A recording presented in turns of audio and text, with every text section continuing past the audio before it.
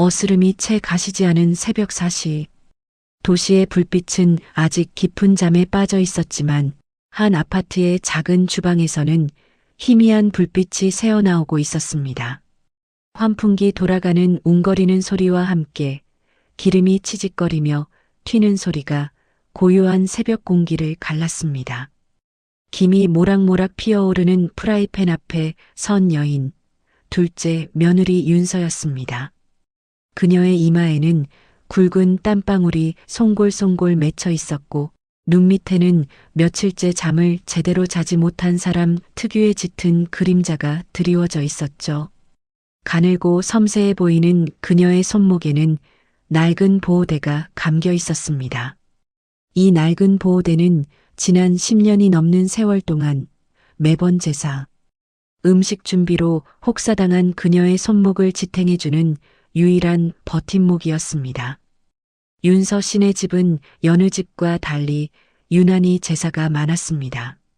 매달 한두 번은 기본이고 윤달이라도 끼는 해에는 그 수가 무려 12번을 훌쩍 넘겼습니다. 이번 달 역시 첫째 주에 시할머니 제사, 둘째 주에 시외할아버지 제사를 치렀고 이제 내일이면 셋째 주 시아버지 제사였습니다. 1년에 12번이 넘는 제사 중에서도 이렇게 한 달에 3번이나 몰린 적은 처음이었습니다. 게다가 그녀는 낮에는 동네 식당에서 설거지 아르바이트를 해야 했으니 윤서 씨의 몸은 이미 한계에 다다르고 있었죠. 그녀는 가스레인지 앞에 서서 쉴 틈 없이 전을 부치고 있었습니다. 노릇노릇하게 익어가는 동태전을 뒤집는 그녀의 손길은 이미 숙련된 베테랑 주부의 것이었습니다. 하지만 그 능숙함 뒤에는 뼈마디가 쑤시고 끊어질 듯한 고통이 숨어 있었습니다. 손목은 퉁퉁 부어올라 있었고 손가락 마디마디는 붓으로 그린 듯 시퍼런 멍이 들어 있었습니다. 식탁 위에는 이미 완성된 음식들이 산더미처럼 쌓여 있었습니다. 삼색나물, 오색전, 각종 탕거리. 시어머니의 눈높이에 맞추려면 아직도 손이 가야 할 것들이 수두룩했습니다. 시어머니는 음식 하나하나에 꼬투리를 잡고 지적하는 것으로 유명했죠. 조금이라도 맛이 없거나 모양이 틀어지면 둘째, 며느리가 돼서 이것 하나 제대로 못하냐며 면박을 주기 일쑤였습니다. 윤서는 잠시 손을 멈추고 벽에 걸린 시계를 바라보았습니다. 새벽 3시 30분. 2시간 후면 또 식당으로 출근할 준비를 해야 했습니다. 조금만 더 하면 돼. 그녀는 스스로를 다독이며 다시 프라이팬을 집어들었습니다. 눈앞이 핑 돌고 주방 조명이 빙글빙글 회전하는 것처럼 보였습니다. 손에 들린 프라이팬이 갑자기 천근만근 무겁게 느껴졌습니다. 윤서는 본능적으로 싱크대를 붙잡으려 했지만 손이 허공만 헛되이 움켜쥐었습니다. 쿵! 둔탁한 소리와 함께 그녀의 몸이 차가운 주방 바닥으로 쓰러졌습니다. 프라이팬이 바닥에 떨어지며 요란한 소리를 냈고 가스레인지 위에서는 불이 켜진 채 빈 냄비가 연기를 내뿜기 시작했습니다. 같은 시각 침실에서 자던 남편 지훈 씨가 뒤척이며 눈을 떴습니다. 목이 타는 듯한 갈증에 물 한 잔 마시려고 일어난 것이었습니다. 어둠 속에서 손을 뻗어 옆자리를 더듬었지만 아내의 온기는 느껴지지 않았습니다. 이불은 차갑게 식어 있었죠. 또 주방인가? 지훈 씨는 한숨을 내쉬며 몸을 일으켰습니다. 요 며칠 아내가 새벽마다 제사 음식을 준비하느라 잠을 설치고 있다는 걸 알고 있었습니다. 신경이 쓰였지만 시어머니는 남자가 부엌에 들어가는 걸 질색했고 윤서 씨 역시 괜찮다며 매번 손사래를 쳤습니다. 침실 문을 열고 복도로 나서는데 무언가 타는 듯한 퀴퀴한 냄새가 코끝을 찔렀습니다. 주방에서 늘 들려오던 달그락거리는 소리도 들리지 않았습니다. 불길한 예감에 지훈 씨의 걸음이 빨라졌죠. 주방으로 들어선 그의 눈에 믿을 수 없는 광경이 펼쳐졌습니다. 윤서 씨가 차가운 바닥에 쓰러져 있었어요. 한쪽 손은 싱크대 쪽으로 뻗은 채 몸은 축 늘어져 있었습니다. 얼굴은 종이장처럼 하얗게 질려 있었고 입술은 파랗게 변해 있었습니다. 바닥에는 프라이팬이 뒹굴고 있었고 가스레인지에서는 연기가 피어오르고 있었습니다. 윤서야. 지훈 씨는 비명에 가까운 소리를 지르며 아내에게 달려갔습니다. 급하게 가스불부터 끄고 떨리는 손으로 아내의 뺨을 두드렸어요. 여보, 정신 차려. 윤서야, 나야? 흔들자 윤서 씨의 눈꺼풀이 파르르 떨리더니 가느다란 신음이 새어나왔습니다. 초점 없는 눈동자가 천천히 지훈 씨의 얼굴을 향했어요. 여보. 윤서야, 괜찮아? 여기가 어디야? 몇 손가락이야? 지훈 씨가 다급하게 손가락 2개를 펴보였습니다. 윤서는 한참을 멍하니 바라보다가 겨우 입을 열었어요. 2개나 왜 바닥에 있어? 쓰러졌어. 당신 움직이지 마. 천천히 일어나. 지훈 씨는 조심스럽게 아내의 상체를 일으켜 세웠습니다. 윤서는 그제야 상황을 파악한 듯 화들짝 놀라며 주방을 둘러보았습니다. 어머, 전 불 위에 전 올려놨는데 됐어. 다 껐어. 지금 전이 문제야? 당신이 문제지. 아니, 내일 제사인데. 아직 할 게 많아서 윤서 씨가 몸을 일으키려 하자 지훈 씨가 단호하게 그녀의 어깨를 눌렀습니다. 안 돼. 오늘은 여기까지야. 방으로 가자. 근데 나물도 아직 안 무쳤고 탕도 내가 알아서 할게. 제발 좀 쉬어. 응? 지훈 씨의 목소리에는 걱정과 함께 안타까움이 가득했습니다. 윤서는 남편의 얼굴을 올려다보다가 결국 힘없이 고개를 끄덕였습니다. 일어설 기력조차 남아있지 않았던 것이죠. 지훈 씨는 아내를 부축해 침실로 데려갔습니다. 이불을 덮어주고 이마를 짚어보니 열은 없었지만 손발은 여전히 얼음장처럼 차가웠습니다. 결혼 초에 비해 눈에 띄게 앙상해진 손목이 가슴을 아프게 찔렀어요. 잠깐만 누워있어. 따뜻한 물 가져올게. 지훈 씨가 부엌으로 갔다 온 사이 윤서는 이미 깊은 잠에 빠져 있었습니다. 극도의 피로가 그녀를 순식간에 잠의 세계로 끌어당긴 것이죠. 지훈 씨는 따뜻한 물컵을 협탁 위에 내려놓고 한참 동안 아내의 얼굴을 바라보았습니다. 잠결에도 찡그린 미간이 풀리지 않았어요. 눈가에는 미처 닦지 못한 눈물 자국이 희미하게 남아 있었습니다. 손목에 파스라도 붙여줘야겠다. 지훈 씨는 서랍장을 조용히 열어 파스를 찾기 시작했습니다. 손으로 더듬더듬 서랍을 뒤지는데 손끝에 딱딱하고 낯선 감촉이 걸렸습니다. 파스가 아니었습니다. 꺼내보니 손때가 묻어 너덜너덜해진 낡은 공책이었죠. 지훈 씨는 고개를 갸웃했습니다. 결혼하고 10년 가까이 살면서 한 번도 본 적이 없는 물건이었어요. 아내에게 이런 비밀이 있었을까 싶은 생각에 잠시 망설였습니다. 남의 일기를 훔쳐보는 것 같은 죄책감이 들었지만 무언가에 이끌리듯 조심스럽게 첫 장을 펼쳤습니다. 2월 3일, 오늘도 손목이 끊어질 듯 아프다. 하지만 아무도 알아주지 않는다. 첫 문장을 읽는 순간 지훈 씨의 심장이 덜컥 내려앉았습니다. 남편한테 살짝 말했더니 파스 하나 건네주며 다들 참고 산다고 했다.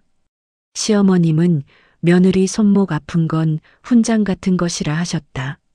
아픈데, 정말 아픈데 이 아픔을 알아주는 사람이 세상에 단 한 명도 없다는 사실이 손목보다 더 시리고 아프다. 글씨는 또박또박 정성스러웠지만 군데군데 번진 자국이 있었습니다. 눈물이 떨어진 흔적이었죠. 지훈 씨는 숨을 멈춘 채 그대로 굳어버렸습니다. 자신이 건넨 파스 한 장이 떠올랐어요. 그때 아내가 어떤 표정을 지었는지는 기억나지 않았습니다. 아니, 기억하려 하지 않았던 것인지도 모릅니다. 지훈 씨는 천천히 침대에 잠든 아내를 바라보았습니다. 평온해 보이는 얼굴. 하지만 그 뒤에 이토록 깊은 상처가 숨겨져 있었다니요. 가슴 한쪽이 무겁게 내려앉았습니다. 사실 지훈 씨에게는 아내에게 아직 말하지 못한 비밀이 하나 있었습니다. 지난달 습관처럼 사던 로또에서 1등에 당첨된 것이었어요. 아직도 믿기지 않는 금액이 통장에 찍혀 있었죠. 그는 이번 제사 때 가족들에게 이 사실을 알리고 당첨금을 나눌 생각이었습니다. 부모님께 용돈도 드리고 형님 사업 미천도 보태주려 했어요. 무엇보다 윤서 씨가 더 이상 고생하지 않도록 이번 기회에 제사 부담을 확실히 나눠보자고 말할 참이었습니다. 내일 가족들한테 말하자. 윤서 씨 좀 쉬게 해달라고. 다 같이 잘 나눠보자고. 하지만 손에 들린 일기장이 그 다짐을 흔들어 놓았습니다. 지훈 씨는 다시 일기장으로 시선을 돌렸어요. 떨리는 손으로 다음 장을 넘겼습니다. 밤은 아직 깊었고 그의 긴 밤은 이제 막 시작되고 있었습니다. 지훈 씨는 잠든 아내 곁에 앉아 밤새 일기장을 읽어내려갔습니다. 창밖으로 어둠이 조금씩 걷히고 있었지만 그의 얼굴은 오히려 점점 더 어둡게 변해갔습니다. 한 장 한 장 페이지를 넘길 때마다 심장이 조여오는 듯 했습니다.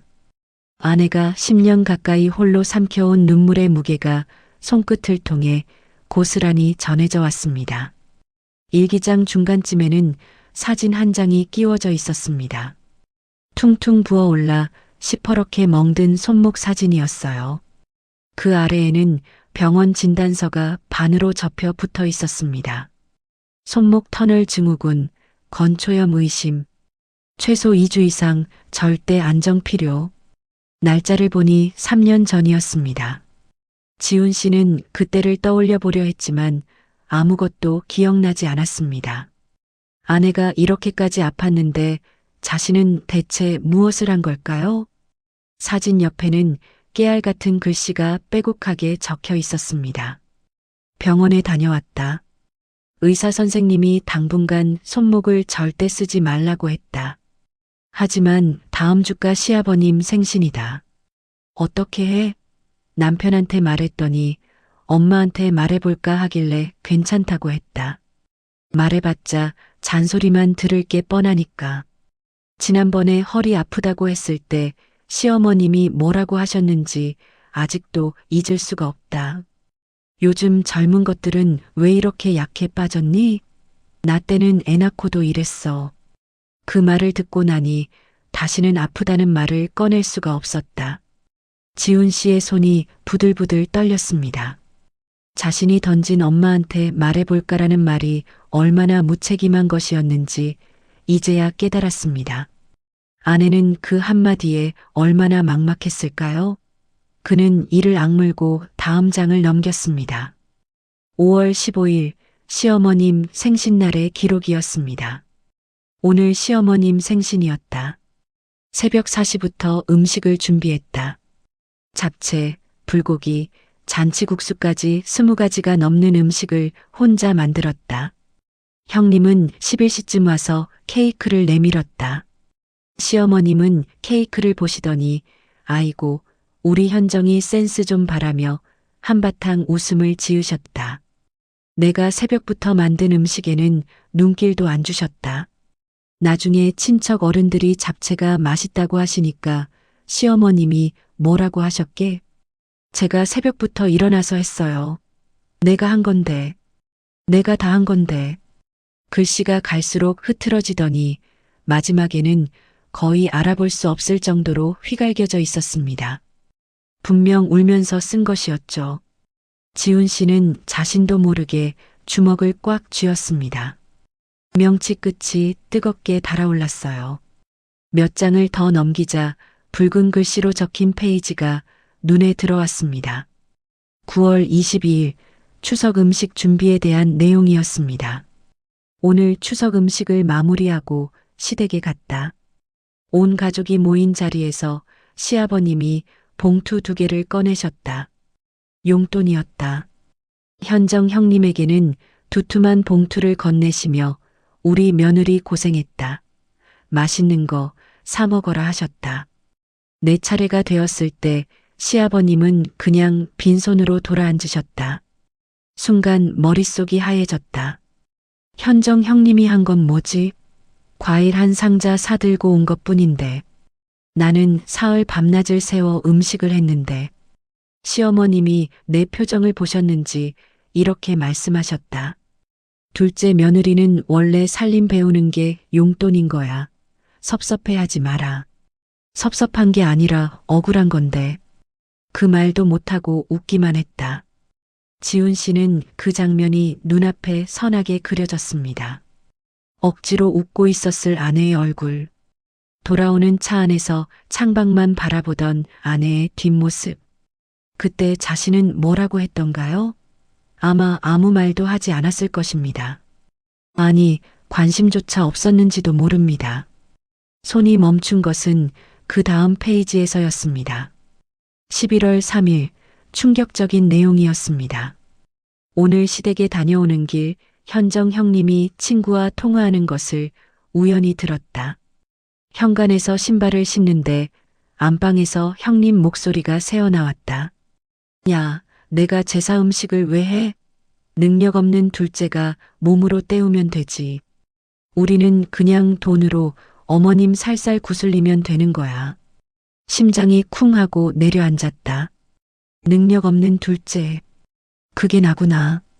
내가 피땀 흘려 일하는 게 누군가에게는 그냥 능력 없음의 증거인 거구나. 몸이 아픈 것보다 그 말이 더 깊이 찔렸다. 지훈 씨의 눈동자가 싸늘하게 가라앉았습니다. 현정 형님, 늘 살갑게 아가아가 하며 다정하게 굴던 형수님. 명절마다 웃는 얼굴로 인사하던 그 얼굴 뒤에 이런 생각이 숨어 있었다니요. 그리고 그 말의 대상이 바로 자신의 아내라는 사실에 분노가 치밀어 올랐습니다. 문득 다른 기억들도 떠올랐어요. 작년에 아버지가 형님인 큰아들에게 아파트 전세금 2억을 보태주었습니다. 지훈 씨가 형편이 어려워 아이 학원비라도 보태달라고 조심스럽게 말했을 때 아버지는 뭐라고 했던가요? 둘째가 염치도 없지. 형은 장손을 키워야 하니 보태준 거고 너는 내가 알아서 살아야지. 같은 자식인데 왜 이렇게 다른 걸까요? 지훈 씨는 일기장을 덮고 창밖을 바라보았습니다. 어느새 동이 트고 있었어요. 부연 새벽빛이 방 안으로 스며들었지만 그의 마음은 여전히 어둠 속에 있었습니다. 옆에서 윤서 씨가 작게 신음하며 뒤척였어요. 지훈 씨는 조심스럽게 아내의 손을 잡았습니다. 보호대 사이로 드러난 손목은 여전히 퉁퉁 부어 있었지요. 이 고통의 값을 어떻게 매길 수 있을까? 10년 동안 아내가 바친 것들을 누군가는 알아줘야 하는 거 아닌가? 지훈 씨의 눈에 무언가 단단한 결심이 서렸습니다. 그는 서랍에서 빈 봉투 하나를 꺼내 품 안에 넣었어요. 아직은 아무것도 정해지지 않았지만 마음 한 구석에서 거대한 폭풍이 움직이기 시작했습니다. 오전 10시 지훈 씨는 윤서 씨를 부축해 집 근처 병원을 찾았습니다. 의자에 앉아 있는 동안 윤서 씨는 연신 시계만 바라보았어요. 여보, 나 괜찮아. 그냥 좀 피곤했던 것뿐이야. 빨리 집에 가서 음식 마저 해야 해. 시어머니 기다리셔. 아침에 쓰러진 사람이 괜찮긴 뭐가 괜찮아? 일단 검사부터 받아. 그래도 오늘 저녁에 제사인데. 나 없으면 어머니 혼자 다 못하셔. 형님도 늦게 오신댔단 말이야. 제사보다 당신이 더 중요해. 가만히 있어. 지훈 씨의 단호한 말에 윤서 씨는 입을 다물었습니다. 결혼하고 남편에게 이런 강한 목소리를 들어본 게 언제였던가요? 어쩐지 코끝이 찡해졌지만 내색하지 않으려 고개를 숙였어요. 잠시 후 진료실로 들어간 두 사람 앞에서 의사가 심각한 표정으로 입을 열었습니다. 심한 과로에 영양결핍, 수면 부족까지 겹쳤네요. 손목 터널 증후군도 많이 진행됐고요. 솔직히 말씀드리면 이 상태로 계속 무리하시면 쓰러지는 정도로 안 끝납니다. 신경이 손상되면 손을 아예 못 쓰게 될 수도 있어요. 최소 일주일은 절대 안정이 필요합니다. 집안일은 물론이고 무거운 것 절대 들면 안 돼요. 남편분이 단단히 챙기셔야 합니다. 네, 선생님. 명심하겠습니다. 지훈 씨가 고개를 깊이 숙였습니다. 옆에서 윤서 씨는 불안한 얼굴로 입술만 깨물었어요. 일주일이라니. 오늘 제사에 이번 주에 또 친척 모임이 잡혀 있는데 시어머니가 뭐라고 하실까 생각만 해도 앞이 캄캄했지요. 병원을 나서는 두 사람의 발걸음은 무거웠습니다. 윤서 씨는 내내 고개를 숙인 채 말이 없었어요. 지훈 씨가 조심스럽게 아내의 손을 잡았습니다. 오늘 제사는 내가 어머니한테 말해볼게. 당신 좀 쉬게 해달라고. 형님네도 일찍 오라고 할 거야. 그래봤자 소용없어요, 여보. 어머니 성격 알잖아. 나 안 가면 당신만 중간에서 욕먹어. 내가 그냥 가서 좀 천천히 할게. 이번엔 달라. 내가 그렇게 안 둬. 지훈 씨의 목소리에는 전에 없던 단단함이 묻어 있었습니다. 윤서 씨가 고개를 들어 남편을 바라보았습니다. 무언가 달라 보였지만 그것이 어떤 폭풍을 몰고 올지는 아직 알 수 없었지요. 바로 그때 지훈 씨의 주머니에서 요란한 벨소리가 울렸습니다. 화면에 뜬 어머니라는 세 글자에 그의 얼굴이 싸늘하게 굳어졌습니다. 그는 잠시 숨을 고르더니 통화 버튼을 눌렀습니다. 너 지금 어디야? 윤서 전화는 왜 안 받아? 집에 갔더니 아무도 없고 부엌은 난리가 났던데 대체 뭐 하는 거야? 제사가 코앞인데 어디서 땡땡이야? 수화기 너머로 시어머니의 날카로운 목소리가 쏟아져 나왔습니다. 지훈 씨는 핸드폰을 꽉 쥐었습니다. 분노가 가슴 끝까지 차올랐지만 그는 차분하게 대답했습니다. 이제 곧 갑니다, 어머니. 가서 다 말씀드릴게요. 오후 1시 지훈 씨는 윤서 씨를 부축하여 시댁의 현관문을 열었습니다. 문을 열자마자 거실을 가득 채운 것은 엄숙한 제사 준비의 기운이 아니라 시어머니의 날카로운 호통 소리였습니다. 시어머니는 거실 소파에 팔짱을 끼고 앉아 시계를 번갈아 보며 두 사람을 노려보았습니다. 마치 커다란 잘못을 저지르고 돌아온 죄인을 대하는 태도였지요. 윤서 씨는 창백한 얼굴로 고개를 숙인 채 신발을 벗었습니다. 왜 이렇게 늦었어? 벌써 점심때가 다 지났잖아. 집안 꼴이 이게 뭐냐? 제삿날에 며느리가 집을 비우고 어디를 쏘다니는 거야? 어머니, 윤서가 아침에 쓰러졌어요. 병원에 다녀오느라 늦었습니다. 지훈 씨가 차분하게 설명했지만 시어머니는 콧방귀를 뀌며 말을 잘랐습니다. 쓰러지긴 뭐가 쓰러져? 젊은 애가 엄살은. 나 때는 애 없고 제사상 12개도 넘게 차렸어. 요즘 애들은 조금만 힘들면 병원 타령이지. 어서 들어가서 전부터 마저 붙여라. 손님들 오기 전에 끝내야 할 거 아냐. 윤서 씨는 남편의 눈치를 보며 주춤거렸습니다. 지훈 씨는 아내의 어깨를 감싸며 어머니를 똑바로 바라보았습니다. 그의 눈에는 평소와 다른 서늘한 빛이 서려 있었지만 시어머니는 그것을 알아채지 못했습니다. 윤서 씨는 결국 습관처럼 앞치마를 두르고 주방으로 향했습니다. 주방 조리대 위에는 어제 다 마치지 못한 재료들이 산더미처럼 쌓여 있었습니다. 퉁퉁 부은 손목이 욱신거렸지만 윤서 씨는 이를 악물고 칼을 들었습니다. 잠시 후 현관문이 열리며 화사한 웃음소리가 들려왔습니다. 큰아들 내외, 즉 지훈 씨의 형님네 가족이었습니다. 형수님인 현정 씨는 화려한 외출복 차림의 한 손에는 백화점 쇼핑백을 들고 있었습니다. 어머니, 저희 왔어요. 오다가 백화점 들러서 어머니 좋아하시는 영양제 좀 샀어요. 아이고, 우리 현정이 왔니? 바쁠 텐데 뭘 이런 걸 다 사왔어. 어서 와서 앉아라.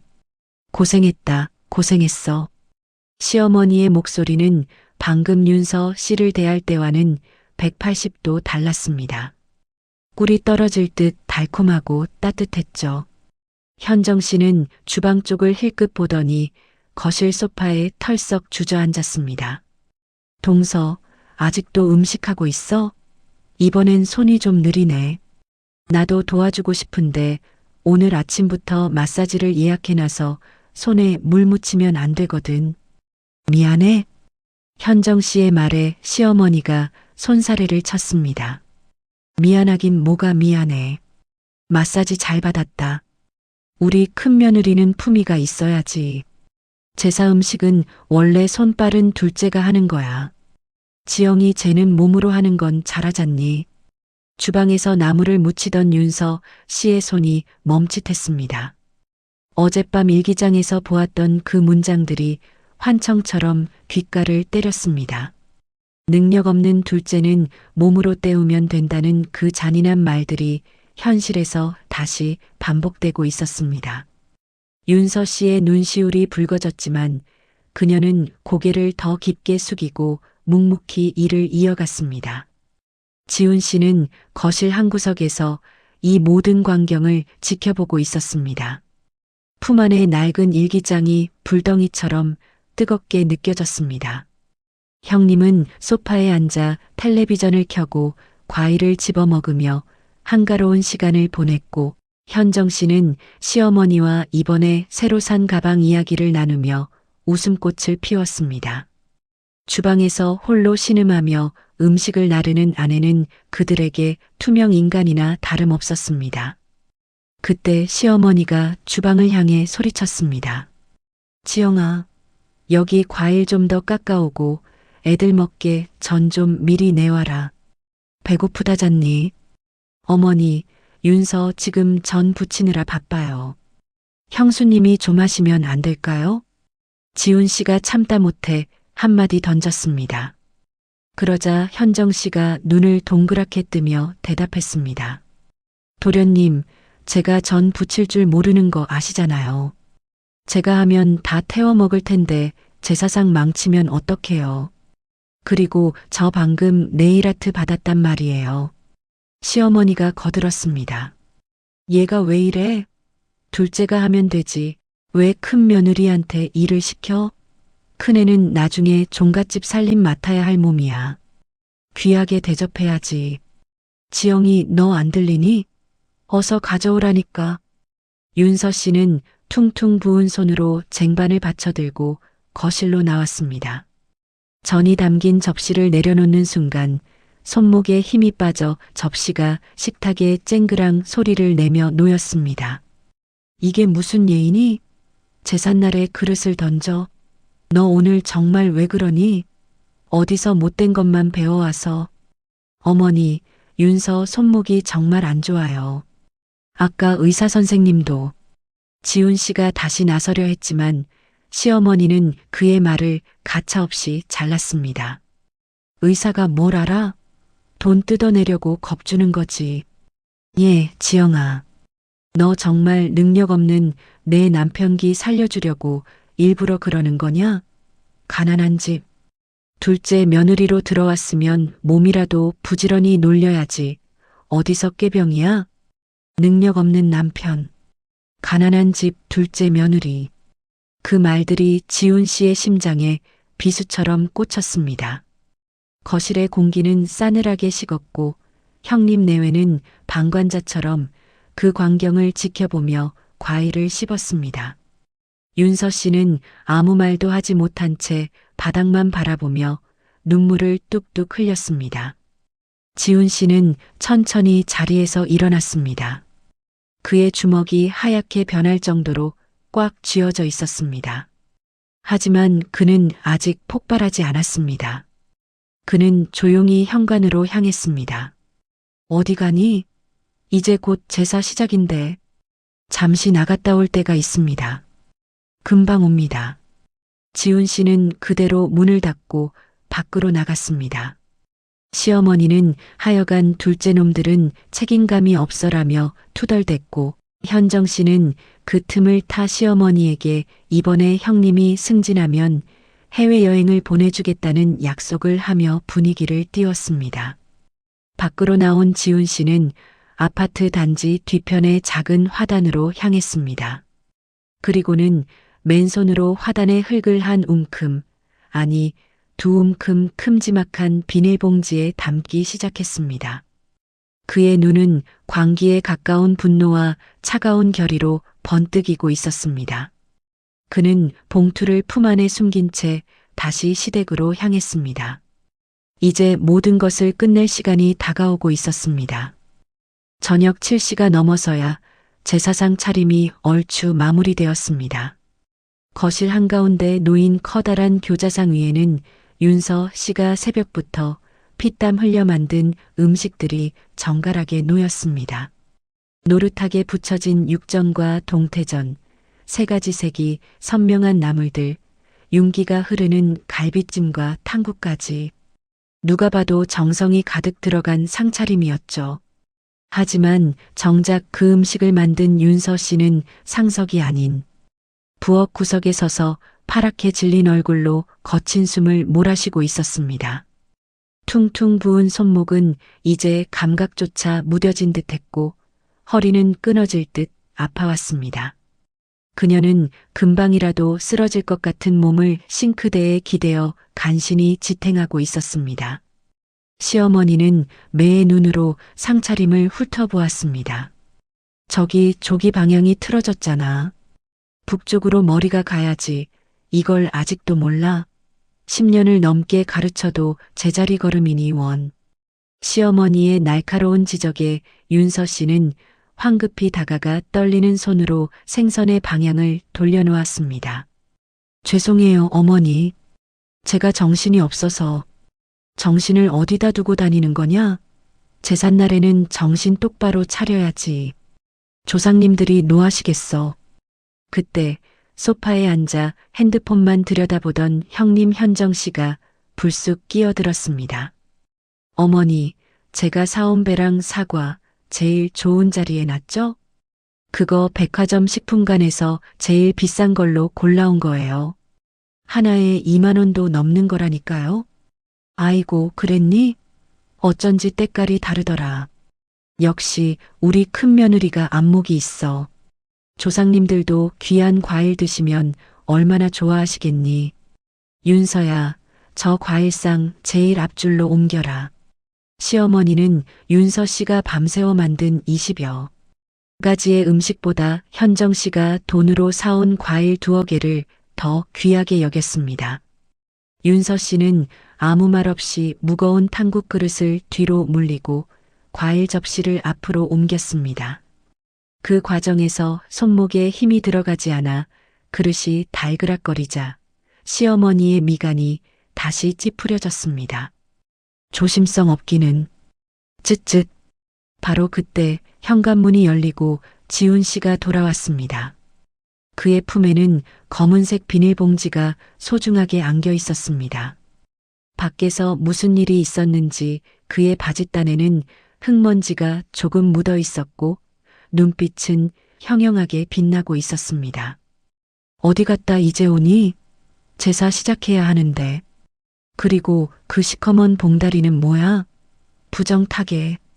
시어머니가 인상을 쓰며 물었지만 지훈 씨는 대답 대신 묘한 미소를 지으며 봉투를 거실 구석 제사상과 가장 가까운 곳에 내려놓았습니다.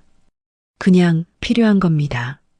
툭 내뱉는 그의 목소리는 평소보다 훨씬 낮고 건조했습니다. 형님네 부부는 지훈 씨의 흙 묻은 바지를 보며 킬킬댔습니다. 도련님, 어디 공사판이라도 다녀오셨어요? 옷이 그게 뭐예요? 형수님은 신경 쓰지 마시죠. 지훈 씨의 싸늘한 대꾸에 집안 분위기가 순간 얼어붙었지만 시아버지가 헛기침을 하며 분위기를 전환했습니다. 자, 시간 다 됐다. 다들 모여라. 제주가 술 따라야지. 엄숙한 분위기 속에서 제사가 시작되었습니다. 향이 피어오르고 남자들이 절을 올렸습니다. 윤서 씨는 부엌 입구에 서서 그 모습을 지켜보았습니다. 그녀가 만든 음식 냄새와 향 냄새가 뒤섞여 속이 울렁거렸습니다. 조상님들은 아실까요? 저 상 위에 올려진 음식 하나하나에 둘째 며느리의 눈물과 고통이 배어 있다는 것을요. 하지만 절을 받는 조상님도 절을 하는 남자들도 그 뒤에 선 시어머니와 형님도 아무도 윤서 씨의 희생을 기억하지 않았습니다. 그들에게 윤서 씨는 그저 제사상을 차려내는 기능을 가진 존재일 뿐이었습니다. 지훈 씨는 절을 하면서도 온 신경이 아내에게 쏠려 있었습니다.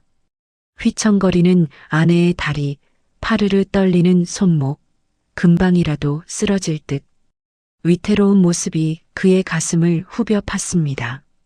그리고 그의 시선은 자연스럽게 구석에 놓인 검은 비닐봉지로 향했습니다. 그의 안에서 뜨거운 무언가가 꿈틀거리기 시작했습니다.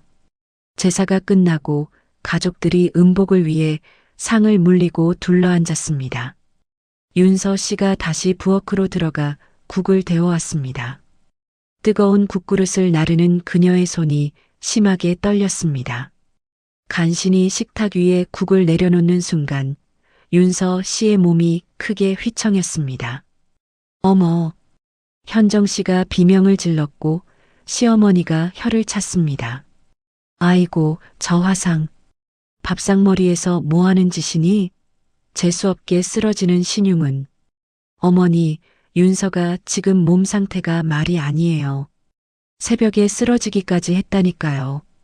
지훈 씨가 참다 못해 소리쳤지만 시아버지가 숟가락을 탁 내려놓으며 호통을 쳤습니다. 어디 어른들 식사하시는데 큰 소리냐? 내 처가 평소에 얼마나 몸 관리를 안 했으면 제삿날. 저 모양이야? 분위기 망치지 말고 조용히 밥이나 먹어. 시아버지의 호통에 지훈 씨는 입술을 깨물었습니다. 윤서 씨는 죄인처럼 고개를 숙이고 식탁 구석자리에 앉았습니다. 숟가락을 들 힘조차 없어 보였지요. 자자, 우리 큰 며느리가 사온 배 좀 먹어보자. 얼마나 달고 맛있는지. 시어머니는 윤서 씨가 만든 음식에는 손도 대지 않은 채 현정 씨가 사온 과일만 칭찬했습니다. 형님 내외는 윤서 씨가 만든 전이며 갈비찜을 맛있게 먹으면서도 간이 좀 세네, 고기가 좀 질기네 하며 품평을 늘어놓았습니다. 동서, 다음번엔 갈비찜 할 때 키위를 좀 넣어봐. 그럼 훨씬 부드러워져. 내가 아는 유명한 셰프가 그러더라고. 현정 씨는 손 하나 까딱 안 했으면서 마치 자신이 요리 전문가라도 되는 양훈수를 두었습니다. 윤서 씨는 그 모든 모욕을 견디며 마른 침만 삼켰습니다. 속이 너무 안 좋아 물 한 모금도 넘기기 힘들었기 때문이죠. 그때였습니다. 윤서 씨가 헛구역질을 하며 입을 틀어막고 화장실로 뛰어갔습니다. 우액하는 소리가 화장실 문 너머로 들려왔습니다. 아이고, 더러워라. 밥맛 다 떨어지네, 정말. 너는 애 교육을 어떻게 시켰길래 마누라가 저 모양이냐? 시어머니가 지훈 씨를 향해 쏘아붙였습니다. 현정 씨는 코를 막으며 인상을 찌푸렸고 형님은 혀를 쯧쯧 찼습니다. 그 순간 지훈 씨의 머릿속에서 무언가가 툭 하고 끊어지는 소리가 들렸습니다. 더 이상은 참을 수가 없었습니다. 10년 동안 눌러왔던 분노가 아내의 일기장에서 보았던 그 피눈물 나는 기록들이 화라산처럼 터져 나왔습니다. 그는 천천히 자리에서 일어났습니다. 그의 눈빛은 이미 이성이 마비된 사람의 것이었습니다.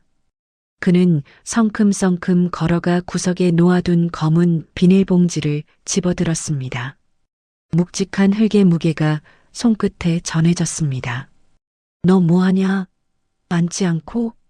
시아버지가 의아한 듯 물었지만 지훈 씨는 대답하지 않았습니다. 그는 봉투의 매듭을 거칠게 풀었습니다. 확 끼쳐오는 흙냄새가 거실의 음식 냄새를 덮어버렸습니다. 그리고 그는 보란듯이 그 봉투를 거꾸로 들어 제사상 한가운데에 쏟아부었습니다. 후두두둑. 검고 축축한 화단 흙이 윤서 씨가 피땀 흘려 만든 음식들 위로 쏟아져 내렸습니다. 정갈했던 제사상은 순식간에 흙투성이가 되었습니다. 노릇한 전 위에도 윤기나는 잡채 위에도 시어머니가 그토록 아끼던 백화점, 과일 위에도 시커먼 흙더미가 덮였습니다. 아, 이게 무슨 짓이야? 시어머니의 찢어지는 비명과 함께 거실은 아수라장이 되었습니다. 검붉은 흙더미가 정갈했던 제사상을 뒤덮었습니다. 하얀 쌀밥 위로, 노릇한 조기 위로, 그리고 형님이 백화점에서 사왔다던 그 비싼 배 위로 시커먼 흙먼지가 풀풀 날렸습니다. 그 광경은 마치 잘 차려진 밥상이 아니라 누군가의 무덤가에 흙을 뿌린 것처럼 처참하고 기괴했죠. 거실에는 순간 숨막히는 정적만이 감돌았습니다. 째깍거리는 시계 초침 소리가 천둥 소리처럼 크게 들릴 정도였으니까요. 모두가 눈앞의 현실을 부정하고 있는 듯 했습니다. 미친놈, 너 지금 제정신이야? 가장 먼저 침묵을 깬 건 시아버지였습니다. 그는 얼굴이 불그락푸르락해져서 당장이라도 지훈 씨의 멱살을 잡을 듯 달려들었습니다. 조상님 밥상에 흙을 뿌려. 내가 드디어 돌았구나. 천벌 받을 놈. 시어머니는 바닥을 치며 통곡하기 시작했습니다. 아이고, 내 팔자야. 제삿날에 이게 무슨 날벼락이야. 저 귀한 음식들을 다 못 쓰게 만들고 저게 돈이 얼만데. 형님 내외는 입을 떡 벌린 채 흙투성이가 된 옷을 털어내느라 바빴습니다. 현정 씨는 비명을 지르며 제사상에서 멀찌감치 떨어졌습니다. 야, 내 옷. 이거 드라이클리닝 맡긴 건데. 도련님 진짜 미쳤어요? 하지만 지훈 씨는 눈 하나 깜짝하지 않았습니다. 오히려 그 아수라장 한가운데서 기가 막히다는 듯 헛웃음을 터뜨렸습니다. 그의 웃음소리는 건조하고 서늘해서 끓어오르던 거실의 열기를 단번에 얼어붙게 만들었습니다. 돈? 귀한 음식? 그게 그렇게 아까우십니까? 지훈 씨는 흙이 묻은 손을 탁탁 털며 가족들을 천천히 둘러보았습니다. 그의 눈빛에는 지난 10년의 세월 동안 억눌러왔던 울분이 서려 있었습니다. 사람 귀한 줄은 모르면서 음식 귀한 줄은 아시네요. 윤서가 피땀 흘려 만든 음식은 쓰레기 취급하시더니 백화점 과일 몇 조각이 망가진 건 그렇게 가슴이 찢어지십니까? 이놈이 어디서 말대꾸야. 내 처가 얼마나 게을러 빠졌으면 시애미가 잔소리를 했겠냐. 다 가르치려고 한 소리지. 시어머니가 악을 쓰며 대들었지만 지훈 씨는 품 안에서 너덜너덜해진 공책 한 권을 꺼내 들었습니다. 흙 묻은 손으로 쥔 그 낡은 일기장은 이 집안의 화려한 거칠애와 대비되어 더욱 초라해 보였습니다. 가르치려고요? 이게 가르침입니까? 지훈 씨는 일기장을 펼쳐 그들이 보는 앞에서 흔들었습니다. 그리고는 떨리는 목소리로 하지만 또박또박 그 안에 적힌 내용들을 읽어내려갔습니다. 9월 22일 시아버님은 형님에게만 용돈 봉투를 주셨다. 나에게는 둘째 며느리는 살림 배우는 게 용돈인 거야 라고 하셨다. 나는 빈손으로 돌아와 밤새 울었다. 지훈 씨의 시선이 시아버지를 향했습니다. 시아버지는 헛기침을 하며 시선을 피했습니다. 아버지, 기억나시죠? 그때 윤서가 3일 밤낮을 새워 만든 음식 드시고는 뭐라고 하셨습니까? 간이 좀 짜다 한마디 하셨죠. 고생했다는 말 한마디 없이. 지훈 씨는 다시 일기장을 넘겼습니다. 2월 3일. 손목이 너무 아파서 병원에 가고 싶다고 했더니 시어머님은 요즘 것들은 약해 빠져서 꾀병만 부린다고 하셨다. 파스 한 장 붙이고 다시 전을 붙였다. 손목이 끊어질 것 같았다. 어머니, 꾀병이라니요. 오늘 의사가 뭐라고 했는지 아십니까? 신경이 손상돼서 수술해야 할 수도 있답니다. 그런데도 부엌으로 밀어 넣으셨죠? 그게 사람입니까? 시어머니의 얼굴이 하얗게 질렸습니다. 그녀는 내가 언제, 그냥 한 소리지, 라며 말끝을 흐렸습니다. 하지만 지훈 씨의 폭로는 여기서 멈추지 않았습니다. 그는 형수, 현정 씨를 똑바로 노려보며 일기장의 한 페이지를 펼쳤습니다.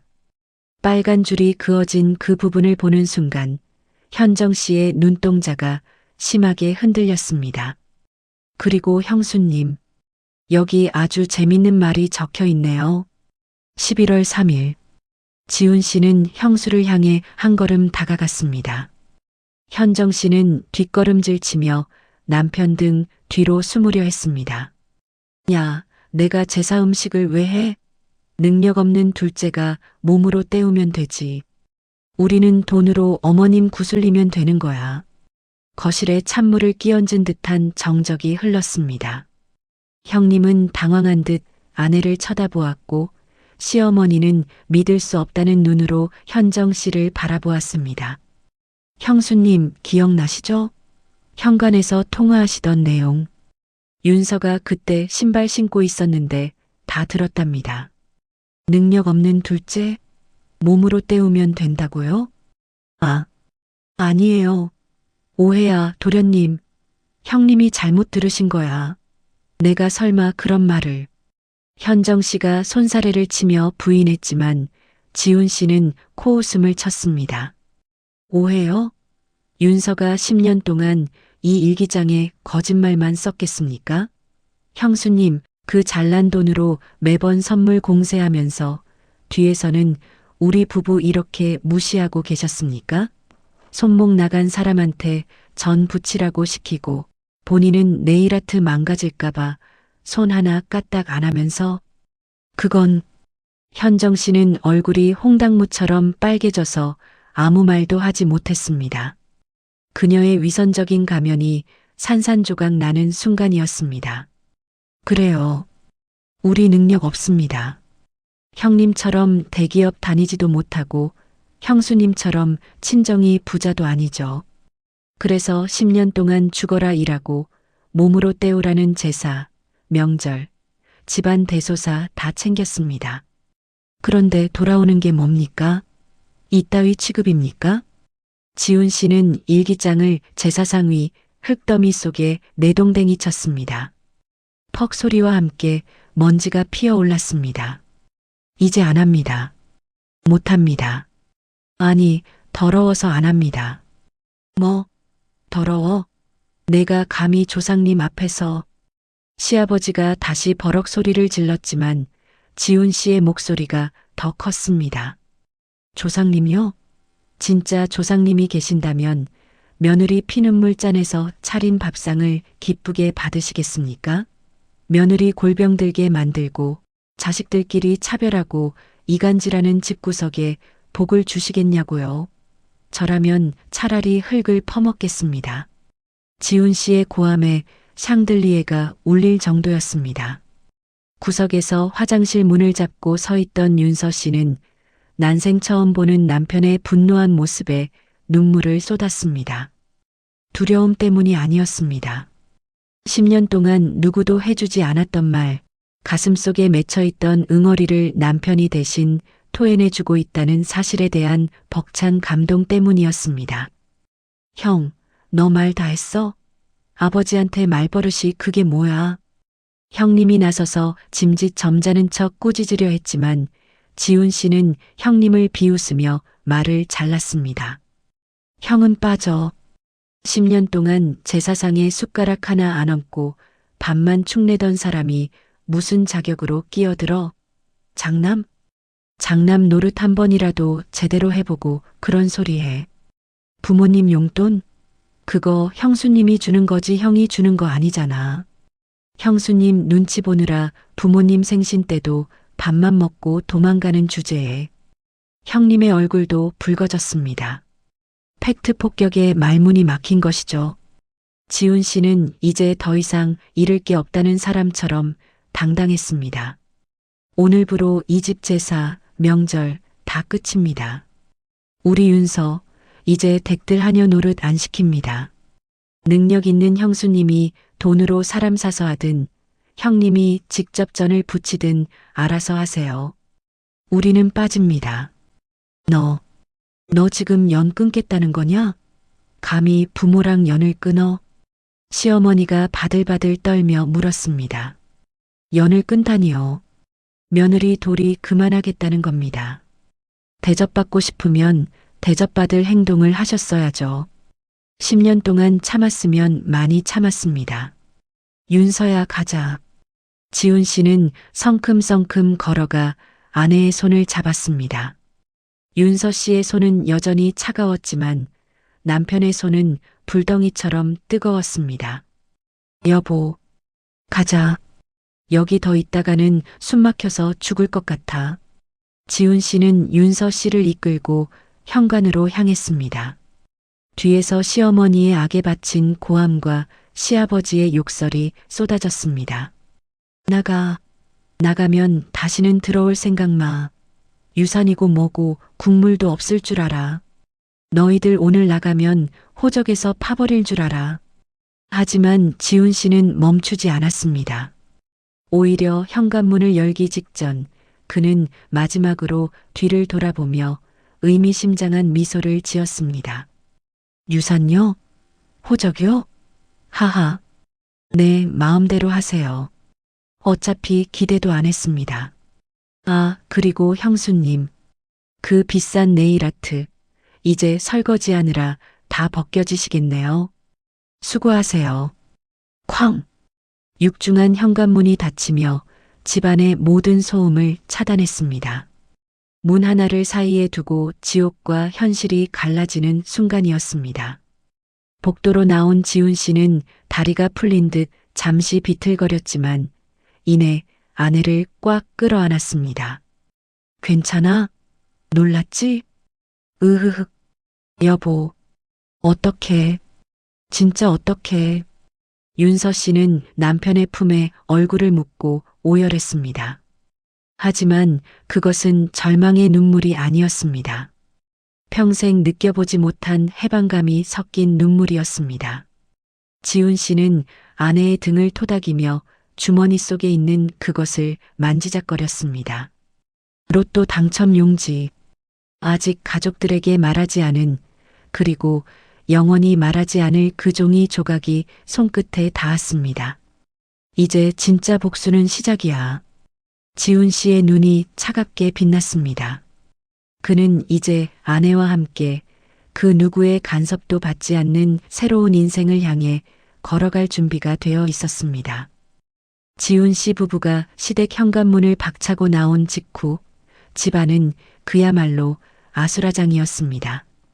시어머니는 바닥에 주저앉아 대성통곡을 했고 시아버지는 분을 이기지 못해 애꿎은 소파를 걷어차며 고래고래 소리를 질렀습니다. 저런 괘씸한 놈들. 감히 제사상에 흙을 뿌리고 나가? 내 당장 호적에서 파버릴 거야. 아이고 내 팔자야. 내가 저런 것들을 며느리라고 들였으니 제삿날에 이게 무슨 난리야. 형님 내외는 꿀먹은 벙어리처럼 구석에 서서 눈치만 보고 있었습니다. 특히 현정 씨는 지훈 씨가 폭로한 자신의 통화 내용 때문에 얼굴이 하얗게 질려 있었죠. 시어머니의 따가운 눈총이 자신에게 향하는 것을 느끼고 그녀는 몸을 잔뜩 움츠렸습니다. 현정이 너 정말 그런 말을 했니? 능력 없는 둘째가 몸으로 때우면 된다고? 시어머니가 눈을 부라리며 다그치자 현정 씨는 더듬거리며 변명했습니다. 아, 아니에요, 어머니. 그게 그냥 친구랑 농담하다가 말이 잘못 나온 건데 동서가 오해한 거예요. 오해? 일기장에 그렇게 자세히 적어놨는데 뭐가 오해야? 너도 똑같아. 내가 널 어떻게 봤는데 내가 어떻게 나한테 이럴 수가 있어? 시어머니의 분노는 지훈 씨 부부에게서 현정 씨에게로 옮겨갔습니다. 평소 돈 잘 버는 며느리, 센스 있는 며느리라고 치켜세우던 모습은 온데간데 없었죠. 시어머니에게 며느리란 그저 자신을 편하게 해주고 돈으로 만족을 시켜주는 존재일 뿐이었습니다. 둘째 며느리가 몸종이었다면 첫째 며느리는 물주였던 셈이죠. 그런데 그 물주가 자신의 권위를 흔들고 집안 분란의 원인을 제공했으니 시어머니의 배신감은 이루 말할 수 없었습니다. 이제 어쩔 거야? 제사는 누가 지내? 내가 할래? 시어머니가 흙투성이가 된 제사상을 가리키며 소리쳤습니다. 현정 씨는 기겁하며 손사래를 쳤습니다. 제가요? 어머니, 전 그런 거 해본 적도 없고 지금 네일아트 받은 지 얼마 안 돼서 손에 물 묻히면 안 되는데 네일아트가 문제야? 지금 조상님들 다 굶게 생겼는데 당장 들어가서 밥 새로 하고 국 끓여 전도 다시 붙이고 어머니, 저 정말 못해요. 차라리 배달 음식을 시키는 게 배달? 제사상에 배달 음식을 올려? 내가 시애미를 아주 우습게 아는구나. 안 들어가? 당장 안 해? 시어머니의 불호령에 현정 씨는 울며 겨자 먹기로 앞치마를 둘렀습니다. 하지만 태어나서 한 번도 제대로 된 요리를 해본 적 없는 그녀가 제사 음식을 만들 수 있을 리 만무했죠. 밥은 다 타고 국은 짜서 못 먹을 지경이었고 저는 다 찢어지고 새까맣게 타버렸습니다. 주방은 순식간에 난장판이 되었고 매캐한 연기가 거실까지 가득 찼습니다. 아이고, 저 화상? 넌 대체 할 줄 아는 게 뭐니? 돈만 처바르면 다야. 시어머니는 며느리의 솜씨를 타박하며 가슴을 쳤습니다. 결국 제사는 엉망진창이 된 채 끝나고 말았습니다. 시아버지는 술 한 잔 제대로 올리지 못하고 조상님께 빌기만 했고 친척들은 난장판이 된 집안 꼴을 보며 혀를 차고 돌아갔습니다. 그날 밤 시댁의 분위기는 그야말로 초상집 같았습니다. 시어머니는 알아누웠고 시아버지는 술 타령만 했습니다. 형님 내외는 쥐 죽은 듯 방에 틀어박혀 서로를 탓하며 싸우기 바빴죠. 당신 때문이야. 왜 그런 통화를 해서 이 사단을 만들어? 이제 제사고 뭐고. 당신이 다 해야 하게 생겼잖아. 그게 왜 나 때문이야? 당신 동생이 미쳐서 그런 거지. 그리고 당신은 뭐 했어? 옆에서 멀뚱히 구경만 하고 장남이 돼서 동생 하나 휘어잡지도 못하고. 뭐? 장남? 당신이 언제 날 장남 대접해줬어? 맨날 무시하고 깔보더니. 지훈 씨 부부가 떠난 빈자리는 예상보다 훨씬 컸습니다.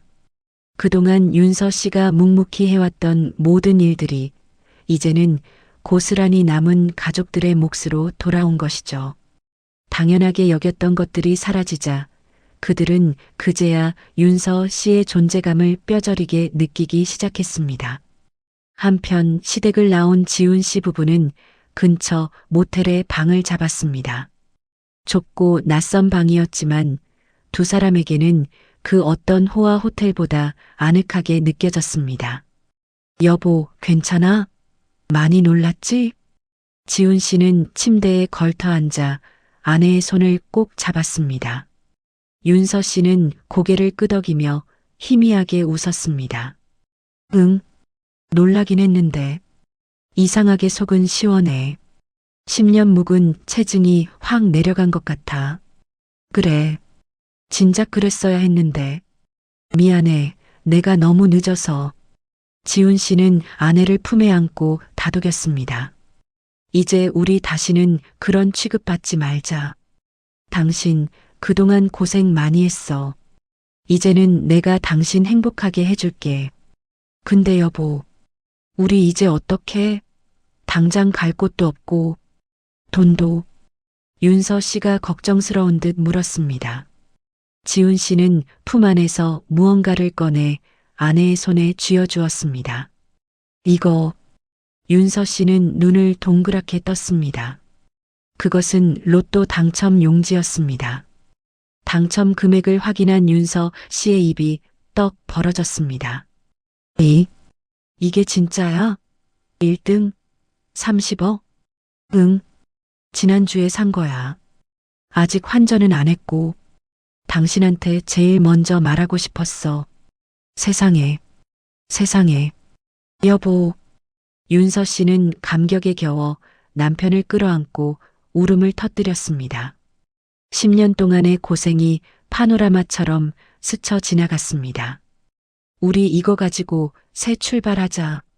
아무도 모르는 곳으로 가서 당신 그림도 다시 그리고 우리 하고 싶은 거 다 하면서 살자. 지훈 씨의 말에 윤서 씨는 고개를 끄덕였습니다. 대학 시절 미술을 전공했지만 결혼 후 붓을 놓아야 했던 그녀의 꿈이 다시 꿈틀거리기 시작했습니다. 다음 날 지훈 씨는 회사에 사직서를 냈습니다. 그리고는 아내와 함께 당첨금을 수령했습니다. 통장에 찍힌 숫자를 보는 순간 두 사람은 다시 한번 실감했습니다. 이제 그들의 인생은 완전히 달라졌다는 것을요. 그들은 서울을 떠나기로 결심했습니다. 지긋지긋한 시댁의 그늘에서 완전히 벗어나기 위해서였죠. 두 사람은 바다가 보이는 조용한 소도시에 작은 집을 구했습니다. 윤서 씨는 꿈에 그리던 화실을 꾸몄고 지훈 씨는 작은 카페를 열 계획을 세웠습니다. 이 소식은 곧 시댁에도 전해졌습니다. 뭐, 지훈이 놈이 회사를 그만둬? 그리고 서울을 떠나?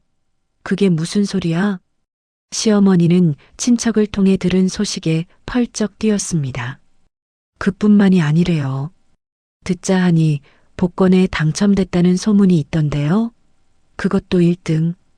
뭐, 복권 1등? 시어머니의 눈이 뒤집혔습니다. 그게 얼마야? 수십억은 될 텐데. 이놈이 그걸 숨기고 있었어? 시어머니는 당장 지훈 씨에게 전화를 걸었습니다. 하지만 수신 거부 상태였죠. 이 괘씸한 놈, 감히 애미 전화를 안 받아? 당장 찾아가야겠어. 내 돈, 내 목도 받아내야지. 시어머니는 흥분해서 옷을 챙겨 입었습니다. 여보, 어디가? 당신 지금 몸도 안 좋은데. 시아버지가 말렸지만 시어머니는 막무가내였습니다. 당신은 가만히 있어. 그 돈이 어떤 돈인데? 우리가 그동안 키워준 공이 얼만데? 당연히 우리 목도 있어야지. 시어머니의 머릿속에는 오로지 돈 생각뿐이었습니다. 며느리를 부려먹고 아들을 무시했던 지난날의 과오는 까맣게 잊은 채 오직 탐욕만이 그녀를 움직이고 있었죠. 하지만 그녀는 몰랐습니다. 지훈 씨 부부가 이미 그들이 찾을 수 없는 곳으로 아주 멀리 떠나버렸다는 사실을요. 그리고 그곳에서 그들은 시댁 식구들은 상상조차 할 수 없는 행복한 나날을 보내고 있다는 것을요. 지훈 씨 부부는 바다가 내려다 보이는 테라스에 앉아 커피를 마시며 여유로운 시간을 보내고 있었습니다. 윤서 씨는 붓을 들고 캔버스에 바다를 그리고 있었고 지훈 씨는 그런 아내의 모습을 사랑스러운 눈길로 바라보고 있었죠. 여보, 나 지금 너무 행복해. 꿈만 같아. 윤서 씨가 환하게 웃으며 말했습니다. 나도 그래. 당신 이렇게 웃는 모습 보니까 나도 너무 좋다. 지훈 씨는 아내의 손을 꼭 잡았습니다. 10년 동안 혹사당해 굳은 살이 박이고 흉터가 남은 손이었지만 지훈 씨에게는 그 어떤 보석보다 아름다운 손이었습니다. 이제 우리 진짜 행복하게 살자. 응, 그러자. 두 사람은 서로를 마주보며 웃었습니다. 그들의 웃음소리가 파도 소리와 함께 어우러져 멀리 퍼져나갔습니다. 이제 그들의 앞에는 꽃길만이 펼쳐져 있었습니다. 지훈 씨 부부가 떠난 지 어느덧 한 달이 지났습니다. 그 한 달 사이 시댁의 풍경은 그야말로 천지개벽 수준으로 변해 있었습니다. 현관문을 열자마자 코를 찌르는 것은 퀴퀴한 냄새였습니다. 예전 윤서 씨가 있을 때는 항상 반짝반짝 윤이 나던 거실 바닥에는 먼지가 손뭉치처럼 굴러다녔고 싱크대에는 며칠째 설거지하지 않은 그릇들이 산더미처럼 쌓여 날파리가 꼬이고 있었죠. 식탁 위에는 배달 음식 용기와 컵라면 용기가 어지럽게 널려 있어 발 디딜 틈조차 없었습니다. 안방에서는 시어머니의 날카로운 고함이 터져 나왔습니다. 아이고, 배고파 죽겠다. 밥은 언제 주는 거야? 며느리라는 게 시애미 굶겨 죽일 작정이냐? 주방에서 고무장갑을 낀 채 울상을 짓고 있던 현정 씨가 신경질적으로 대꾸했습니다. 어머니, 저도 지금 퇴근하고 막 왔어요. 저도 힘들어 죽겠다고요. 배달시켰으니까 좀 기다리세요. 배달? 또 배달이야? 내가 한 밥은 언제 먹어보냐? 윤서 걔는 퇴근하고 와서도 뚝딱 7첩 반상은 차려냈다. 넌 할 줄 아는 게 뭐냐? 돈 좀 번다고 유세는. 현정 씨는 고무장갑을 싱크대에 패대기 쳤습니다. 물이 사방으로 튀어 그녀의 명품 블라우스가 젖어버렸습니다. 그럼 윤서, 동서 다시 데려오시든가요? 쫓아낸 건 어머니시잖아요. 왜 저한테 그러세요? 저도 이제 못 참아요. 뭐, 이게 어디서 눈을 동그랗게 뜨고 대들어? 고부간의 싸움은 이제 일상이 되어버렸습니다. 형님은 방구석에 틀어박혀 게임만 하거나 술을 마시며 현실을 도피했습니다. 집안의 중심이었던 며느리 하나가 사라졌을 뿐인데 이 가족의 위선적인 평화는 모래성처럼 무너져 내리고 말았습니다. 서로에게 책임을 전가하고 헐뜯느라 하루도 조용할 날이 없었지요. 그러던 어느 날 형님이 헐레벌떡 집으로 뛰어들어왔습니다. 그의 손에는 스마트폰이 들려 있었고 얼굴은 흥분으로 벌개져 있었습니다. 엄마, 아버지, 찾았어. 지훈이 그 자식 어디 있는지 알아냈다고. 시어머니가 벌떡 일어났습니다. 어디야? 어디 숨어 있어? 내 돈, 내 로또 당첨금 들고 어디로 튀었어? 부산이래. 부산 기장에 있는 바닷가 앞에 카페를 차렸대. 내 친구 놈이 거기 놀러 갔다가 봤다더라. 사진도 찍어 보냈어. 형님이 내민 사진 속에는 믿을 수 없는 광경이 담겨 있었습니다. 통유리로 된 근사한 3층짜리 건물, 그리고 그 앞 테라스에서 여유롭게 커피를 마시고 있는 지훈 씨와 윤서 씨의 모습이었습니다. 윤서 씨는 예전에 찌들었던 모습은 온데간데였고 우아한 원피스를 입고 환하게 웃고 있었습니다. 그 모습은 마치 귀부인 같았지요. 2년이 시애미는 곰팡이 핀 밥을 먹고 있는데 지들은 바닷가에서 신선 노름을 해? 당장 가자. 당장 가서 머리채를 잡아서라도 돈 내놓으라고 해야겠어. 시어머니는 당장 짐을 싸라고 소리쳤습니다. 탐욕에 눈이 먼 가족들은 그 길로 렌터카를 빌려 부산으로 향했습니다. 차 안에서 그들은 이미 김칫국을 마시고 있었습니다. 가면 일단 반은 내놓으라고 해. 우리가 키워준 값이 얼만데. 맞아, 형. 내가 장남이잖아. 그리고 그 로또 번호 사실 내가 꿈에서 본 거 형한테 말해줘서 된 거 아니야? 내 지분도 있어. 현정 씨도 거들었습니다. 어머니, 저 이번에 가방 하나 받은 거 있는데 동서한테 그거 사달라고 하면 되겠죠? 걔가 나한테 빚진 것도 있잖아요. 그들은 마치 맡겨놓은 돈을 찾으러 가는 사람들처럼 들떠 있었습니다. 자신들이 저지른 악행은 까맣게 잊은 채 말이죠. 5시간을 달려 도착한 부산 기장의 카페는 사진보다 훨씬 더 웅장하고 아름다웠습니다. 갤러리 카페 윤이라는 간판이 세련되게 걸려 있었고 주차장에는 고급 외제차들이 가득했습니다. 카페 안은 손님들로 북적였고 향긋한 커피 향과 빵 굽는 냄새가 가득했습니다. 시댁 식구들은 꾀재재한 몰골로 카페 문을 박차고 들어갔습니다. 지훈아, 오지영, 너희들 여기 있었구나. 시어머니의 고함에 카페 안에 있던 손님들의 시선이 일제히 쏠렸습니다. 우아하게 커피를 내리던 지훈 씨와 한쪽에서 그림을 정리하던 윤서 씨가 놀란 눈으로 그들을 바라보았습니다. 어머니, 여기는 어떻게? 지훈 씨가 당황하며 다가오자 시어머니는 다짜고짜 아들의 멱살을 잡았습니다.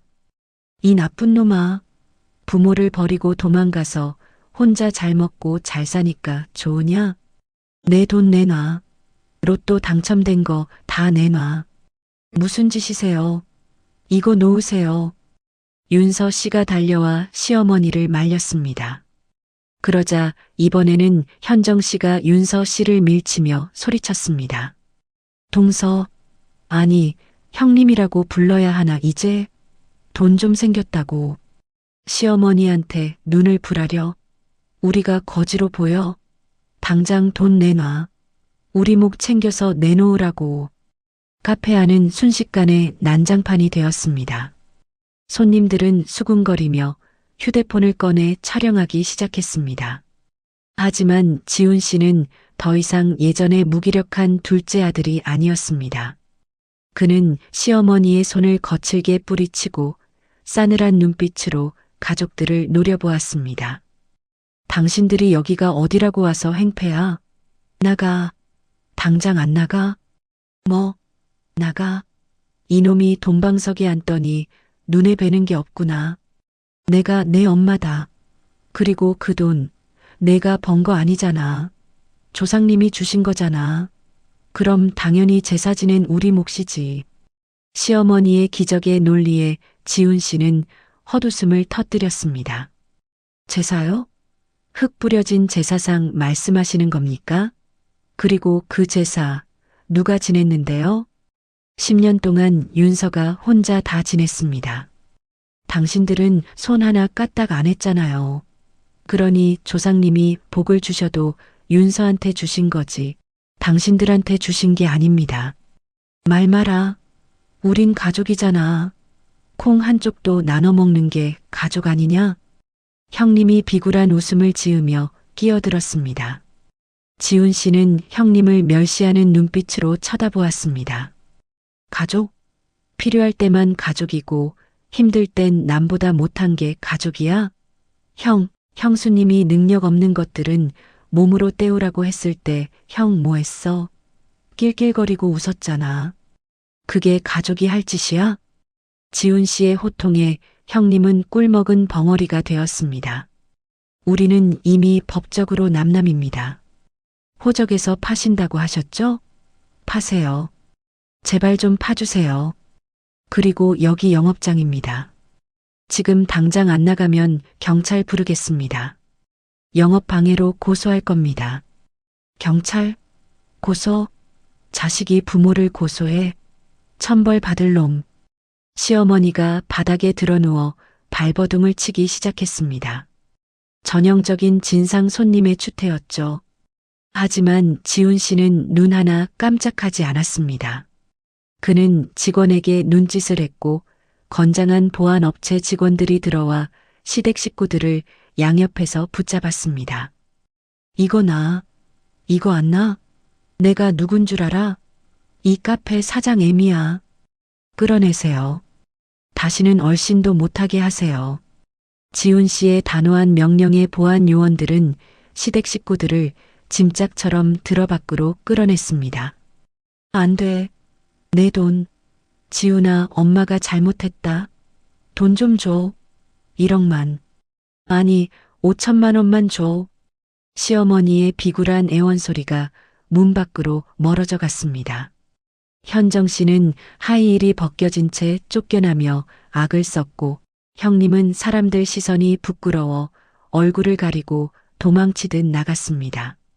카페 유리창 너머로 그들이 바닥에 주저앉아 서로를 탓하며 싸우는 모습이 보였습니다. 내가 오자고 했잖아. 망신만 당했네. 어머니가 소리 지르니까 그렇지. 좀 점잖게 말했어야죠. 그 처참한 몰락을 지켜보며 윤서 씨는 깊은 한숨을 내쉬었습니다. 하지만 그것은 안타까움이 아니었습니다. 지긋지긋한 악연이 완전히 끊어졌음을 확인하는 안도의 한숨이었지요. 카페 안의 손님들이 박수를 치기 시작했습니다. 마치 한 편의 사이다 막장 드라마를 본 듯한 환호성이었죠. 괜찮아? 다친 데 없어? 지훈 씨가 걱정스레 묻자 윤서 씨는 활짝 웃으며 고개를 저었습니다. 아니, 나 너무 괜찮아. 속이 다 시원해. 저 사람들, 이제 다시는 우리 못 건드릴 거야. 그래, 이제 진짜 끝이야. 우리한텐 행복할 일만 남았어. 지훈 씨는 아내의 어깨를 감싸 안았습니다. 통유리창 너머로 푸른 바다가 눈부시게 반짝이고 있었습니다. 그 바다는 마치 두 사람의 앞날을 축복해주는 듯 평온하고 아름다웠습니다. 반면 카페 밖 주차장 바닥에서 흙먼지를 뒤집어 쓰고 싸우고 있는 시댁. 식구들의 모습은 더할 나위 없이 초라하고 비참해 보였습니다. 인과응보, 뿌린 대로 거둔다는 옛말이 하나도 틀리지 않음을 보여주는 순간이었습니다. 하지만 이들의 몰락은 여기서 끝이 아니었습니다. 탐욕에 눈먼 자들이 맞이할 최후는 아직 남아 있었으니까요. 계절이 매번 바뀌고 다시 가을이 찾아왔습니다.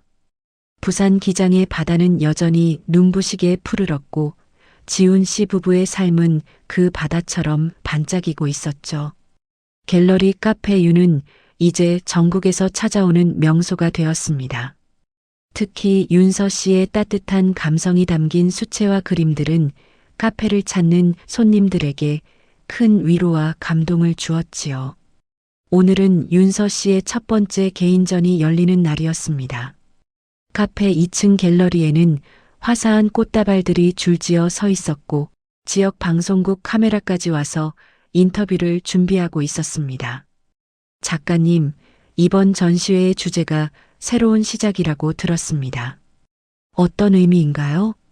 리포터의 질문에 윤서 씨는 우아한 미소를 지으며 마이크를 잡았습니다. 예전에 주눅 들고 그늘진 모습은 찾아볼 수 없었습니다. 당당하고 기품 있는 중년 여성의 아름다움만이 빛나고 있었죠. 긴 터널을 지나 비로소 마주한 햇살 같은 거예요. 제 인생에서 가장 어두웠던 시간을 견뎌내고 남편과 함께 찾은 진정한 행복을 그림에 담았습니다. 카메라 옆에서 지훈 씨가 흐뭇하게 아내를 바라보고 있었습니다. 그의 손에는 아내가 가장 좋아하는 풀이지어 꽃다발이 들려 있었지요. 두 사람은 서로를 바라보며 눈짓을 교환했습니다. 말하지 않아도 통하는 깊은 사랑과 신뢰가 느껴졌습니다. 반면 같은 시각 서울의 한 달 동네 쪽방촌. 곰팡이 냄새가 진동하는 좁은 방 안에서 낡은 텔레비전 한 대가 치지직거리는 소리를 내며 돌아가고 있었습니다. 그 앞에는 앙상하게 마른 노파가 멍하니 화면을 응시하고 있었죠. 바로 시어머니였습니다. 아이고, 저게 누구야? 윤서 아니냐? 윤서가 텔레비전에 나오네. 시어머니의 떨리는 손이 브라운관을 더듬었습니다.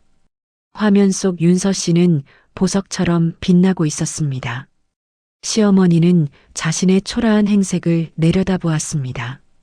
기름때 절은 낡은 옷, 퉁퉁 부은 무릎, 그리고 텅 빈 밥그릇.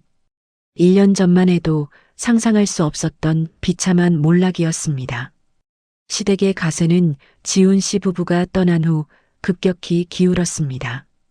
형님은 지훈 씨의 로또 당첨 소식에 자극받아 나도 한 방 터트리겠다며 무리하게 주식과 코인에 손을 댔습니다. 집을 담보로 대출까지 받아가며 영끌 투자를 했지만 결과는 처참한 실패였습니다. 순식간에 원금은커녕 빚더미에 앉게 되었고 결국 살던 아파트마저 경매로 넘어가고 말았지요.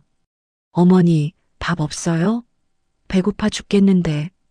방문이 벌컥 열리며 형님이 들어왔습니다. 술에 절어 붉어진 얼굴, 며칠째 감지 않은 떡진 머리. 예전에 번듯했던 대기업 직장인의 모습은 온데간데 없고 노숙자나 다름없는 몰골이었습니다. 밥이 어디 있냐? 쌀독 떨어진 지가 언젠데. 너 오늘 일당 안 받아왔어? 공사판에서 쫓겨났어. 힘쓰는 일 못한다고. 아, 짜증나게 진짜. 형님은 바닥에 누워 발광을 했습니다.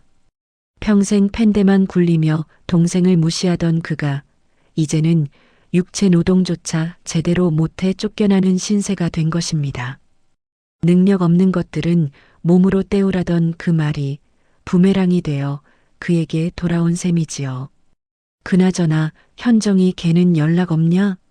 위자료라도 좀 뜯어내야 할 텐데. 몰라.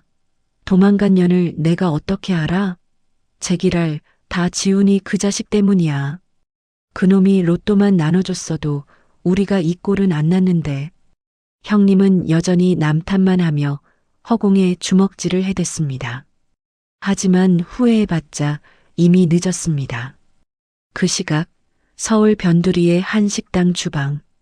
산더미처럼 쌓인 설거지통 앞에서 고무장갑을 끼고 땀을 뻘뻘 흘리는 여자가 있었습니다.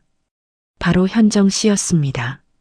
형님의 빚보증까지 잘못 써는 바람에 재산을 다 날리고 빚쟁이들을 피해 이혼 도장만 찍고 야반도주하듯 도망쳐 나온 상태였죠. 아줌마, 여기 그릇 안 닦였잖아. 똑바로 안 해? 돈 받으면서 일하면 제대로 해야지. 식당 주인의 호통에 현정 씨는 허리를 굽신거렸습니다. 죄송합니다. 다시 할게요. 죄송합니다. 차가운 물에 손을 담그며 그녀는 눈물을 흘렸습니다. 손톱에는 화려했던 네일아트 대신 까만 때가 껴 있었고 손마디는 퉁퉁 부어 있었습니다. 1년 전 윤서 씨에게 능력 없으면 몸으로 때우라고 비웃었던 바로 그 모습 그대로 그녀는 지금 차가운 주방 바닥에서 죗값을 치르고 있었습니다. 식당 벽에 걸린 텔레비전에서 뉴스가 흘러나왔습니다. 다음 소식입니다. 부산의 명소가 된 갤러리 카페 윤의 오지영 작가님을 모셨습니다. 현정 씨는 설거지를 하던 손을 멈추고 멍하니 화면을 바라보았습니다. 우아하게 인터뷰하는 윤서 씨의 모습, 그리고 그 옆에서 꿀 떨어지는 눈빛으로 아내를 바라보는 지훈 씨. 두 사람은 세상에서 가장 행복해 보였습니다. 하. 현정 씨는 실성한 듯 웃음을 터뜨렸습니다. 그러다 이내 주저앉아 오열하기 시작했습니다. 질투조차 할 수 없을 만큼 너무나 먼 곳에 있는 그들의 행복이 자신의 비참한 현실을 더욱 뼈아프게 만들었기 때문입니다. 다시 부산 기장의 카페. 저녁이 되자 갤러리 오프닝 파티가 열렸습니다. 많은 사람들이 축하 인사를 건넸고 윤서 씨의 얼굴에는 웃음꽃이 떠나지 않았습니다. 파티가 무르익을 무렵 지훈 씨가 마이크를 잡았습니다. 오늘 이 자리에 와주신 모든 분께 감사드립니다. 그리고 무엇보다 지난 10년 아니 그보다 더 긴 시간 동안 저를 믿고 기다려준 제 아내 윤서에게 이 모든 영광을 돌립니다. 사람들의 환호와 박수가 터져 나왔습니다. 지훈 씨는 윤서 씨를 무대 중앙으로 이끌었습니다. 여보, 고생했어. 이제 당신 손에는 물 한 방울 안 묻히게 하겠다는 약속, 조금은 지킨 것 같아? 아니, 이미 차고 넘치게 지켰어. 고마워요, 여보. 윤서 씨의 눈에 감동의 눈물이 고였습니다. 두 사람은 서로를 꼭 껴안았습니다. 창밖으로는 붉은 노을이 바다를 물들이고 있었고 그 아름다운 풍경은 마치 두 사람의 찬란한 인생 이막을 축복해주는 듯 했습니다. 그날 밤 모든 일정이 끝나고 두 사람은 테라스에 앉아 밤바다를 바라보았습니다. 파도 소리가 잔잔하게 들려왔습니다. 여보, 만약 그때 우리가 그 집을 나오지 않았다면 어땠을까? 윤서 씨의 물음에 지훈 씨는 고개를 저었습니다. 상상도 하기 싫어. 아마 우리는 말라 죽어가고 있었겠지. 서로를 미워하면서. 맞아. 그때 당신이 내 편 들어줘서 흙 뿌리고 나와줘서 그게 내 인생 최고의 로또였어. 돈보다 더 값진. 지훈 씨는 아내의 손을 잡고 부드럽게 입을 맞췄습니다. 나도 그래. 당신이 내 곁에 있어준 게 최고의 행운이야. 두 사람은 밤하늘의 별을 올려다보았습니다. 서울의 쪽방촌에서 시어머니가 흘리는 후회의 눈물도, 식당 주방에서 현정 씨가 흘리는 절망의 눈물도 이곳까지는 닿지 않았습니다. 아기는 스스로 판 구렁텅이에 빠져 허우적대고 선희는 고난 끝에 진정한 자유와 행복을 얻었습니다. 이것이야말로 하늘이 정해준 가장 공평한 이치, 인과응보가 아닐까요? 자, 이제 들어가자. 내일은 더 행복해야지. 응, 여보. 두 사람은 맞잡은 손을 놓지 않고 천천히 걸어갔습니다. 그들의 뒷모습은 그 어느 때보다 단단하고 평온해 보였습니다. 10년간의 긴 겨울을 끝내고 맞이한 그들의 봄날은 이제 막 꽃망울을 터뜨리기 시작했습니다.